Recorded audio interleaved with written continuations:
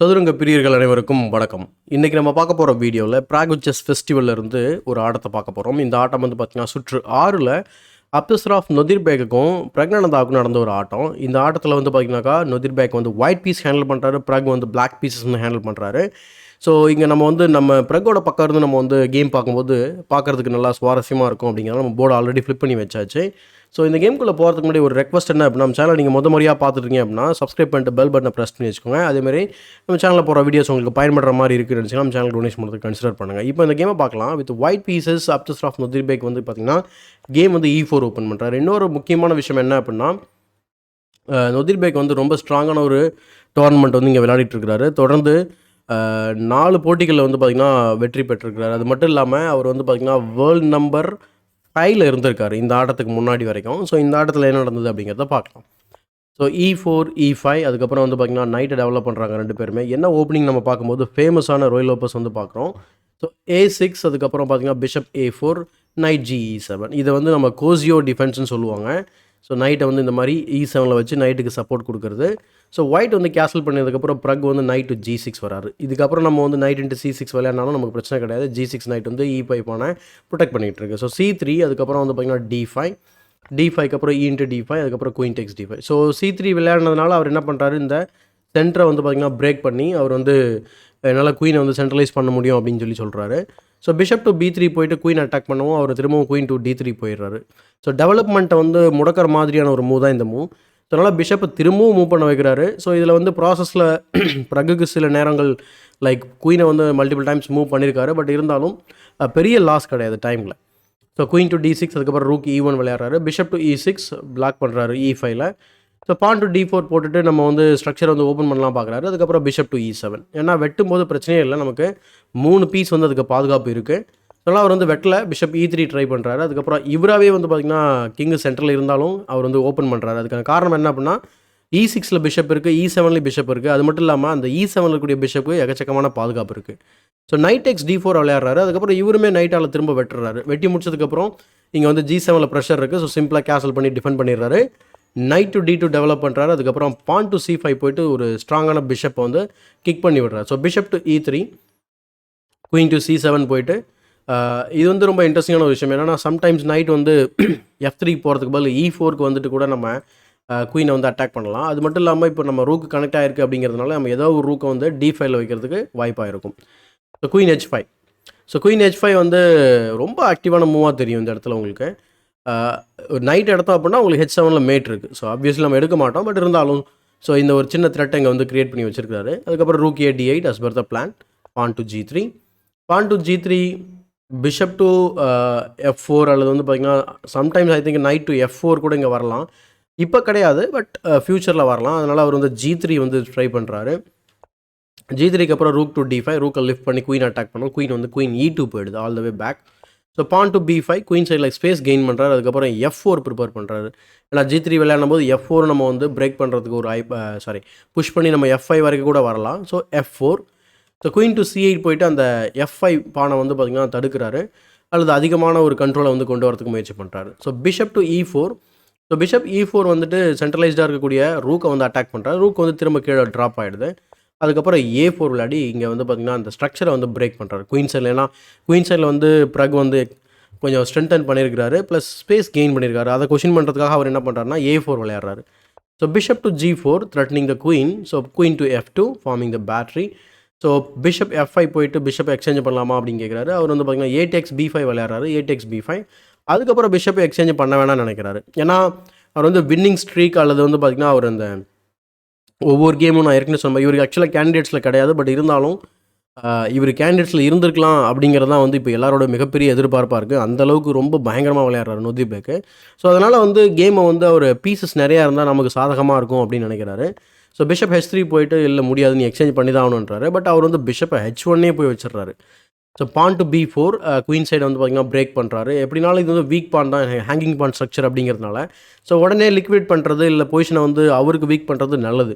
So அதனால் B4 advance பண்ணுறாரு. பிறகு அவர் வந்து C4 போட்டு திரும்பவும் க்ளோஸ் பண்ணுறாரு. அது மட்டும் இல்லாமல் முக்கியமான விஷயம் என்ன தெரியுங்களா, இந்த பானை வந்து ஃபிக்ஸ் பண்ணுறாரு. இது வந்து ஃபிக்ஸிங் த பான் வீக்னஸ்னு சொல்லுவாங்க. ஃபிக்ஸிங்னா நிறைய பேர் வந்து மீனிங் வந்து ஆப்போசிட் எடுத்துக்கும். லைக் டைரக்ட் மீனிங் வந்து பார்த்திங்கன்னா ஃபிக்ஸ்னா என்னது, நம்ம ஒரு விஷயத்த சரி பண்ணுறது. ஆனால் செஸ்ஸை பொறுத்த வரைக்கும் ஃபிக்ஸிங்னா அந்த பானை நீங்கள் மேலே போக விடாமல் தடுக்கிறது. இது வந்து நீங்கள் வீக்னஸ் அப்படின்னு ஒரு வார்த்தை உங்களுக்கு தோணுச்சு அப்படின்னால கேன் ஐ ஃபிக்ஸ் தட் அப்படின்ற மாதிரி தான் உங்களுக்கு தோணணும். நீங்கள் வந்து அதை டார்கெட் பண்ணுறதுக்கு ஃபிக்ஸ் பண்ணணும். ஃபிக்ஸ் மீன்ஸ் அதை முன்னாடி போக விடக்கூடாது. அப்படின்னா என்ன ஆகும், இங்கே பாருங்கள், ஆல்ரெடி நம்ம வந்து அட்டாக் பண்ணிகிட்ருக்கோம். எக்ஸாம்பிளுக்கு ரூக்கை வந்து இன்வால்வ் பண்ணோம் அப்படின்னா தேர்ட் அட்டாக்கர் வந்துருவாங்க. அடுத்து நைட்டை இன்வால்வ் பண்ணோம் அப்படின்னா இன்னொரு அட்டாக்கர் வந்துருவாங்க. இதுதான் வந்து ஃபிக்ஸிங் த பான்னு சொல்லுவாங்க. ஸோ ரொம்ப முக்கியமான கான்செப்ட் ஆக்சுவலாக. So bishop F6 B2 attack பண்ணுறாரு. அதனால் அவர் வந்து ரூக் A8 போயிட்டு குயினை வந்து அட்டாக் பண்ணுறாரு. இந்த பொசிஷனில் வந்து ஒயிட்டுக்கு ஆக்சுவலாக வந்து பார்த்திங்கன்னா ஓரளவுக்கு ஒரு நல்ல ஒரு அட்வான்டேஜ் கெயின் பண்ணக்கூடிய ஒரு ஆப்ஷன் இந்த இடத்துல இருக்குது. இது என்ன மூவ் அப்படின்னு சொல்லி பார்த்தா இந்த இன்ட்ரெஸ்டிங்கான night move, night to E4. இது மல்டிபர்பஸ் மூவ் அப்படின்னு சொல்லலாம். என்ன காரணம் அப்படின்னு சொல்லி நம்ம பார்க்கும்போது இந்த பொசிஷனில் வந்து B2 அட்டாக் பண்ணிங்க, அதுவும் இப்போ கார்ட் ஆகிருக்கு. ப்ளஸ் நான் ஏற்கனவே சொன்ன மாதிரி அந்த பான் ஃபிக்ஸ் ஆகிருக்கு இல்லையா, அந்த பானுக்கு திரும்ப ப்ரெஷர் பண்ணுறாரு. தேர்ட் டைம் ஒரு அட்டாக்கர் வந்திருக்காங்க. இப்போ நீங்கள் என்ன பண்ணுவீங்க, டிஃபெண்ட் பண்ணுறதுக்கு பிஷப் D4 தான் வச்சாகணும். அப்படியே வச்சா கூட ரூக்கை ட்ரேட் பண்ணிட்டு திரும்ப ரூக் A5 உங்களால் டிஃபெண்ட் பண்ணவே முடியாது. ஸோ இந்த காரணத்தினால வந்து பார்த்திங்கன்னா இந்த பொசிஷன் வந்து நைட் E4 வந்து சூப்பரான ஒரு சான்ஸ் ஒயிட்டுக்கு. ஓரளவுக்கு அது ஒரு அட்வான்டேஜ் கெயின் பண்ணியிருக்கக்கூடிய ஒரு வாய்ப்பு. பட் கேமில் வந்து பார்த்திங்கன்னா அவர் ரூக் A8 விளையாடிடுறாரு, குயினை த்ரெட்டன் பண்ணுறாரு. குயின் மூவ் பண்ணதுக்கப்புறம் ரூக்கையும் ட்ரேட் பண்ணிடுறாரு. ஸோ ட்ரேட் பண்ணி சும்மா இருக்க ரூக்கை ஆக்டிவேட் பண்ணி விட்டுறாரு. பேட்டரி ஃபார்ம் பண்ணிட்டார் இங்கே. பிறகு நைட் டு E4 இப்போ விளையாடுறாரு. குயின் டு D3 போகிறாரு. உள்ளே போயிட்டு நம்ம எதாவது பண்ணலாம் அப்படின்னு சொல்லிட்டு பிறகு வந்து C பானை வந்து டார்கெட் பண்ணுறாரு. ஏன்னா இங்கே அவர் வந்து C5 பானை வந்து பாதுகாப்பு கொடுக்க முடியாதுன்னு தெரிஞ்சு போச்சு. அதனால் அவர் வந்து bishop into C5, queen into C4, அதுக்கப்புறம் நைட் டு D6. இந்த இடத்துல கூட அவர் திரும்பவும் ஒயிட் வந்து நைட் இன்ட்டு F6 ட்ரை பண்ணலாம். Just ruining the structure. Most இம்பார்ட்டண்ட்டாக என்ன விஷயம் அப்படின்னா உங்களுக்கு பிஷப் பேர் இருக்குது. அதுவும் என் கேம் நோக்கி போயிட்டுருக்க இந்த நேரத்தில் பிஷப் பேர் ரொம்ப ஸ்ட்ராங்காக இருக்கும். ஸோ அப்படிங்கிறதுல எந்த ஒரு மாற்றமும் கிடையாது. So game like queen E3 அதுக்கப்புறம் இப்படி கண்டினியூ பண்ணலாம். பட் கேமில் வந்து அவர் டேரெக்டாக நைட் டு D6 போயிட்டு குயினை வந்து அட்டாக் பண்ணுறாரு. ஸோ நைட் டு D6 போன உடனே அவர் வந்து குயின் B3 போயிட்டு திரும்பவும் B2 பண்ண ப்ரெஷர் பண்ணுறாரு. ப்ரெஷர் பண்ணதுக்கப்புறம் அவர் பிஷப் டு F3 விளையாடுறாரு. பிஷப் F3க்கு அப்புறம் பான் டு H6 விளையாடுறாரு. பிறகு ஜஸ்ட் ஒரு எஸ்கேப் ஸ்கொயர் வந்து பேக் ரேங்க் வீக்காக இருக்குன்றதுனால எஸ்கேப் ஸ்கொயர் கிரியேட் பண்ணுறாரு. ஏன்னா ஃபியூச்சரில் நீங்கள் ரூக்கை லிஃப்ட் பண்ணால் கூட உங்கள் நைட் F8 இருக்குது. ஆனால் ஆல்ரெடி அங்கே ஒரு ரெடிமேடாக ஒரு அட்டாக்கர் வேறு வச்சிருக்காரு. ஸோ அதனால் கண்டிப்பாக பேக் ரேங்க் இஷ்யூ வரும் ஃபியூச்சரில். ஸோ அந்த காரணத்தினால வந்து பார்த்திங்கன்னா ஏன்னா ரூக் இங்கே ஆல்ரெடி ஓப்பன் ஃபைல் ஆக்குபை பண்ணிக்கிட்டு இருக்கு. ஸோ எஸ்கேப் ஸ்கொயர் வந்து கிரியேட் பண்ணுறாரு. So bishop to H5. So just வந்து பார்த்திங்கன்னா அந்த ஸ்ட்ரக்சரை ரூயின் பண்ண பார்க்குறாருன்னு நினைக்கிறேன். அண்ட் இந்த பொசிஷனில் வந்து பிறகு வந்து பார்த்திங்கன்னா குயின் டு D5 சென்ட்ரலைஸ் பண்ணுறாரு. குயினை நீங்கள் ரொம்ப தூரம் கொண்டு போக முடியாது அப்படிங்கிறத உணர்த்துறாரு. ஏன்னா செக்மேட் இருக்குது. இந்த இடத்துல பிரகால B2 பானை வெட்ட முடியுமா அப்படிங்கிற ஒரு கேள்வி. கண்டிப்பாக வெட்டலாம். லைக் நீங்கள் நைட் E4 பார்த்தோம் இல்லையா, ஒயிட்டுக்கு இருக்கக்கூடிய அட்வான்டேஜ் அது மாதிரி தான் பிரகுக்கும். நீங்கள் தாராளமாக இதை வந்து தான் வெட்டி பார்க்கலாம். இங்கே என்ன ஒரே ஒரு ட்ரிக்கு கிடையாது. ஆக்சுவலாக வந்து பார்த்தீங்கன்னா நைட் டெக்ஸ் F7 வந்து ட்ரை பண்ணலாம். இதில் வந்து குயின் டெக்ஸ் F7 தான் விளையாடணும். கிங் டெக்ஸ் F7 விளையாடணும் அப்படின்னா பான் டு F5 இருக்குது. இப்போ F5 இல்லைனா குயினாலே வெட்டிக்கலாம். ஸோ குயின் டேக்ஸ் B2 இப்போ விளையாடும்போது நமக்கு வந்து குயின் டு F5 வரும் நமக்கு. So queen to F5 and then the game continues. இது வந்து ஓரளவுக்கு பிளாக்குக்கு வந்து பார்த்திங்கன்னா கொஞ்சம் பெட்டராக இருக்கக்கூடிய ஒரு நிலை. So going back in the game queen to D5 விளையாடுறாரு. அதுக்கப்புறம் பிஷப் F3க்கு அப்புறம் பிறகு வந்து பார்த்திங்கன்னா குயின் B3. அதாவது குயினை வந்து மாற்றி ஆக்டிவான ஸ்கொயர்லேயே போஸ்ட் பண்ணிக்கிட்டே இருக்காரு. ஸோ இந்த பொசிஷனில் வந்து குயின் B3 வந்து 35வது மூவ் நம்ம வந்து பார்த்துட்ருக்கோம். இங்கே குயின் B2 வந்து ஆக்சுவலாக ஒரு தட்டு கிரியேட் பண்ணியிருக்கு. ஏன்னா B2 பானுக்கு டபுள் அட்டாக் இருக்குது. பிஷப் அட்டாக் பண்ணுறது, குயின் அட்டாக் பண்ணுது. ஆனால் அவர் வந்து நேச்சுரலாக ரூக் E2 விளையாடி கேமை பிளண்டர் பண்ணிடுறாரு. ஆக்சுவலாக இது வந்து லூசிங் பொசிஷன். ஆக்சுவலாக அந்தளவுக்கு மிகப்பெரிய ஒரு பிளண்டராக இருக்குது. ஆனால் இது வந்து நார்மலான ஒரு டாக்டிக்ஸ் கிடையாது. நீங்கள் சீரியஸ் ஆஃப் மூவ்ஸ் கண்டுபிடிக்கணும். ஒரு சூப்பரான ஒரு காம்பினேஷன் இருக்குது. இந்த காம்பினேஷனில் உங்களுக்கு வந்து பார்த்திங்கன்னா ஒரு இம்பேலன்ஸில் நீங்கள் வந்து உங்களுக்கு வந்து பார்த்திங்கன்னா அப்பா இருப்பீங்க. லைக் அது என்ன இம்பேலன்ஸ் நம்ம பார்ப்போம். பட் இருந்தாலும் உங்களுக்கு க்ளூ மாதிரி கொடுக்கு. நீங்கள் வீடியோ பாஸ் பண்ணிட்டு ட்ரை பண்ணி பார்க்கலாம். ஸோ இந்த கேமை வந்து ஃபர்தராக கண்டினியூ பண்ணுறதுக்கு முன்னாடி ஒரு ரிமைண்டர் என்ன அப்படின்னா, நம்ம வாரம் நம்ம கிளப்பில் நடக்கக்கூடிய டோர்னமெண்ட்டை பற்றின ஒரு ரிமைண்டர் தான். ஸோ கிளப் டோர்னமெண்ட் இந்த வாரமும் நமக்கு வந்து நடக்க போகுது. ஸோ மறக்காமல் நீங்கள் கலந்துக்கலாம். ஸோ சண்டே 10ஆம் தேதி அன்றைக்கி ஸோ 9:30க்கு வந்து பார்த்திங்கன்னா ரிப்போர்ட்டிங் டைம், 9:45க்கு பேரிங்ஸ் அண்ட் தென் 10 o'clock நம்ம ஸ்டார்ட் பண்ணிவிடுவோம். ஸோ இப்போது நம்ம கிளப் டோர்னமெண்ட்டில் இன்னொரு முக்கியமான விஷயமும் நம்ம வந்து இன்க்ளூட் பண்ணியிருக்கோம். அதாவது கிளப் பாயிண்ட்ஸ் அப்படின்னு சொல்லிட்டு. பாயிண்ட்ஸுங்கிறது எப்படி அப்படின்னா ஒரு கேம் நீங்கள் வின் பண்ணீங்க அப்படின்னா உங்களுக்கு 2 பாயிண்ட் கிடைக்கும். ட்ரானா 1 பாயிண்ட். அஃப்கோர்ஸ் லாஸ்க்கு பாயிண்ட் கிடையாது. இந்த பாயிண்டில் இப்போ மார்ச் மாதத்தில் 4-5 டோர்னமெண்ட் நடக்க போகுது. ஏன்னா 5 வாரம் இருக்குது அப்படிங்கிறதுனால இந்த 5 வாரத்தில் நீங்கள் வந்து போட்டி போடும்போது நீங்கள் மொத்தமாக மார்ச்சோட கிளப் பாயிண்ட்ஸில் நம்ம வந்து டேலி பண்ணி பார்க்கும்போது யார் வந்து ஹையஸ்ட் பாயிண்ட் இருக்காங்களோ அவங்களுக்கு வந்து ஒரு சூப்பரான ஒரு ட்ராஃபி வந்து கொடுக்கலாம் அப்படின்னு சொல்லி முடிவு பண்ணியிருக்கோம். ஸோ அதனால் நீங்கள் வந்து ரெகுலர் பிளேயராக இருந்தால் கண்டிப்பாக உங்களுக்கு இந்த ட்ராஃபி கிடைக்கிறதுக்கு வாய்ப்புகள் இருக்குது. ஏன்னா நீங்கள் ஒரு டோர்னமெண்ட் வின் பண்ணாக்கா ட்ராஃபி கிடைக்காது. ஆக்சுவலாக நீங்கள் வந்து நம்பர் ஆஃப் வின்ஸை பொறுத்து உங்களுக்கு ட்ராஃபி கிடைக்கிறதுக்கான சான்சஸ் அதிகரிக்கும். அதனால் யாருக்கு வேணால் கிடைக்கலாம் அப்படிங்கிறது தான் இந்த ஒரு இது. ஃப்யூச்சரில் நம்ம டாப் 3 பிளேயர்ஸ்க்கும் ட்ராஃபி வந்து கொடுக்கலாம் அப்படின்னு சொல்லி நம்ம பிளான் பண்ணிடுறோம். இப்போதைக்கு வந்து பார்த்திங்கன்னா ஒரு பிளேயருக்கு நம்ம ட்ராஃபி கண்டிப்பாக கொடுக்க போகிறோம். எண்ட் ஆஃப் த மார்ச், அதாவது 5th வீக் நடக்கக்கூடிய டோர்னமெண்ட்டில் அந்த ட்ராஃபி நம்ம வந்து ப்ரைஸாக வந்து கொடுக்க போகிறோம். ஸோ அதனால் நீங்களும் வந்து பார்த்திங்கன்னா உங்களுக்கு ப்ராக்டிஸ் இருக்கும், ப்ளஸ் என்கரேஜிங்காக ப்ரைஸஸும் கொடுக்குறோம், செஸ் செட்டு ப்ளஸ் வந்து பார்த்திங்கன்னா உங்களுக்கு புக்ஸு. ஸோ இப்படி ட்ராஃபி எல்லாமே நம்ம இன்ட்ரடியூஸ் பண்ணிகிட்ருக்கோம். அது மட்டும் இல்லாமல் ஓப்பன் கிளப் இருக்குது, அங்கேயும் நீங்கள் வந்து ப்ராக்டிஸ் பண்ணிக்கலாம் ஈவினிங் டைமில். Everyday the club is open. So details வேணும் அப்படின்னா என்னோட நம்பருக்கு கால் பண்ணி கேட்டுக்கலாம். ஸோ ரூக் டு E2 ஏன் பிளண்டர் அப்படின்னு சொல்லி பார்த்தீங்கன்னா மோஸ்ட் ஆஃப் த பீப்புள் இந்நேரத்துக்கு, ஏன்னா ரொம்ப நேரமாக நீங்கள் பார்த்துருப்பீங்க இந்த பொசிஷனில் ஃபஸ்ட்டு மூவ் டெம்ப்டிங்காக இருக்கக்கூடிய மூவ் வந்து பார்த்திங்கன்னா ரூக் டெக்ஸ் D6. ஸோ அதுதான் வந்து இப்போ விளையாடுறாரு. ப்ரக் வந்து ப்ரில்லியண்ட்டான ஒரு ரூக் சாக்ரிஃபைஸ் வந்து பண்ணுறாரு. ஐடியா என்ன அப்படின்னா ரூக் E8 செக் கொடுக்குறாரு. கிங் H7 போனதுக்கப்புறம் சிம்பிளாக வந்து பார்த்திங்கன்னா பிஷப் டெக்ஸ் D6 விளையாடுறாரு அவர். இப்படி விளையாடி முடிச்சதுக்கப்புறம் தான் தெரியுது இங்கே வந்து ஒரு சூப்பரான இது வந்து மல்டிபிள் நேம் நம்ம வந்து வைக்கலாம் இதுக்கு. ஆக்சுவலாக பிஷப் டு D4. இந்த பிஷப் டு D4 வந்து பார்த்திங்கன்னா பின் பண்ணுது குயினை. ஸோ குயினை வந்து பார்த்திங்கன்னா கிங்கோட பின் பண்ணி விட்டுறாரு.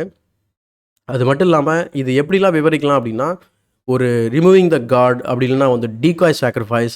ஸோ இப்படி எப்படி வேணால் சொல்லலாம். 3 வகையான டாக்டிக்ஸ் இது பிஷப் டு D4. முக்கியமான விஷயம் என்னென்னா நம்ம குயினை வந்து F2 ஸ்கொயர்லேருந்து ரிமூவ் பண்ணணும். அதனால தான் இந்த பின் வந்து வைக்கிறாரு. குயின் டெக்ஸ் D4 விளையாடுறதுக்கப்புறம் குயின் டெக்ஸ் F3 விளையாடுறாரு. Threatening mate in 1. So queen F2 guards the mate and then queen to D1 check, rook blocks the check and then finally picks the bishop on D6. So இப்படி சீரியஸான ஒரு 4-5 move வந்து சூப்பராக calculate பண்ணி கேமை வந்து பார்த்திங்கன்னா கட்டுக்குள்ளே கொண்டு வந்தது மட்டும் இல்லாமல் கேம் வந்து பார்த்திங்கன்னா ஒரு வின்னிங் பண்ணக்கூடிய ஒரு இம்பேலன்ஸை இங்கே உருவாக்கியிருக்காரு. ரொம்ப ஃபேமஸான ஒரு இம்பேலன்ஸ், எல்லாருக்குமே தெரிஞ்சது தான். So bishop plus knight versus the rook. In fact அவருக்கு ஒரு பான் கூட எக்ஸ்ட்ரா கிடையாது. So this is completely winning for black. So எப்படி வின் பண்ணுறாரு அப்படிங்கிறத நம்ம வந்து பார்க்கலாம். இப்போது queen to E3, bishop E6. So வந்து ஒரு கம்ப்ளீட்டான ஒரு ஆங்கரிங் இது, ஓகேங்களா. ஸோ ரூக் E2, அதுக்கப்புறம் நைட் E7. ஜஸ்ட் நைட்டை ரொட்டேட் பண்ணி எப்படியாவது B2 பானை டார்கெட் பண்ணணும், அதான் விஷயம். Queen to E4, queen B6 check, queen blocks the check and then he takes the queen. Rook takes E3 and then pawn to B3. Again the same concept, fixing the pawn and also நம்ம பிஷப்பை வந்து leverage பண்ணிக்கிறோம். So இங்கேயும் defend பண்ணுறோம், இங்கேயும் defend பண்ணுறோம். அடுத்து நம்ம நைட்டை ரீரவுட் பண்ணிவிட்டு எப்படியாவது போயிட்டு நம்ம இந்த பானை வந்து கேப்சர் பண்ண வேண்டியது தான். ஸோ கிங் டு F2 இது ரொம்ப ஈஸி கிடையாது. எப்படி நடக்குதுன்றதை பாருங்கள். G6 and then G4, king to G7, pawn to H3, king F6, rook E4, pawn to H5 and then king to G3, knight to D5, king to H4, H into G4 and then H into G4, king to G7 வராரு and then pawn to G5. So கிங்கை மட்டும்தான் அவரால் வந்து பார்த்திங்கன்னா கட்டுக்குள்ளே கொண்டு வர முடியும். ஆனால் இப்போ அந்த ஸ்கொயர் வந்து பார்த்திங்கன்னா ஒரு பெரிய ஹோலாக இருக்குது. ஸோ பிஷப் டு F5 போட்டுன்னு ரூக் அட்டாக் பண்ணுறாரு. ரூக் மூவ் ஆனதுக்கப்புறம் திரும்ப அந்த ஆங்கரை தூக்கி வேறு இடத்துல போடுறாரு. ஸோ C2 போட்டுடுறாரு. King to G3 and then knight E3. இந்த இடத்துல ரிசைன் பண்ணிடுறாரு. முக்கியமான காரணம் என்ன அப்படின்னா சிம்பிள் ரீசன் தான். நீங்கள் வந்து ரூக்கை மூவ் பண்ணதுக்கப்புறம் எங்கேயாவது ஒரு மூவ் பண்ணுவீங்க. அதுக்கப்புறம் நைட் டு D1க்கு அப்புறம் உங்களால் வந்து இந்த பானுக்கு பாதுகாப்பு கொடுக்கவே முடியாது. ஸோ அதனால தான் இங்கே நைட் E3 விளையாடின உடனே நொதிர்பேக் மாதிரியான பிளேயர்ஸ்லாம் இந்த கேமை கன்டினியூ பண்ண வேண்டியது கிடையாது. ஸோ ஈஸியான வின் தான். ஸோ அதனால் வந்து அவர் ரிசைன் பண்ணிடுறாரு.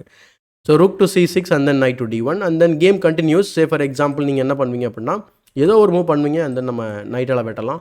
நைட்டில் வெட்டினதுக்கப்புறம் நீங்கள் கிங்கை இம்ப்ரூவ் பண்ணால் கூட பிரச்சனையே கிடையாது. நம்ம என்ன பண்ணலாம், நைட்டை D3 போட்டுட்டு அழகாக வந்து பானை வந்து நம்ம வந்து புஷ் பண்ண ஆரம்பிக்கலாம். எக்ஸாம்பிளுக்கு நீங்கள் என்ன பண்ணுவீங்க அப்படின்னா இந்த மாதிரி பிளாக் பண்ணுறதுக்கு நினைப்பீங்க. But we can play the move B2 anyway. ஆனால் நீங்கள் வெட்டியே ஆகணும், நல்லா குயின் எடுக்க போகிறோம். So this is complete last. So கண்டிப்பாக இந்த அனாலிசிஸ் அண்ட் சொல்லியிருக்கக்கூடிய இன்ஃபர்மேஷன்ஸ் எல்லாமே உங்களுக்கு பயனுள்ளதாக இருந்திருக்கும்னு நினைக்கிறேன். முக்கியமாக இந்த இம்பேலன்ஸ் பற்றி ஒரு விஷயம் சொல்லியிருப்பேன். அது மட்டும் இல்லாமல் அந்த ஃபிக்ஸிங் த பான் பற்றி கொஞ்சம் டீட்டெயிலாக சொல்லியிருப்பேன் இந்த கேமில். ஸோ இது எல்லாமே உங்களுக்கு யூஸ்ஃபுல்லாக இருக்கும்னு நினைக்கிறேன். மறக்காமல் உங்கள் கேமில் வந்து பயன்படுத்த முயற்சி பண்ணுங்கள். இந்த வீடியோ பிடிச்சிருந்தா லைக் பண்ணுங்கள், மறக்காமல் மற்றவங்களுக்கு ஷேர் பண்ணுங்கள். இன்னும் நம்ம சேனலை சப்ஸ்கிரைப் பண்ணல அப்படின்னா சப்ஸ்கிரைப் பண்ணிட்டு பெல் பட்டனை ப்ரெஸ் பண்ணி வச்சுக்கோங்க. இதே மாதிரி ஒரு பயனுள்ள வீடியோவுடன் உங்களை சந்திக்கும் வரை உங்களிடமிருந்து விடைபெறுவது உங்கள் சதுரங்க சாணக்கியன்.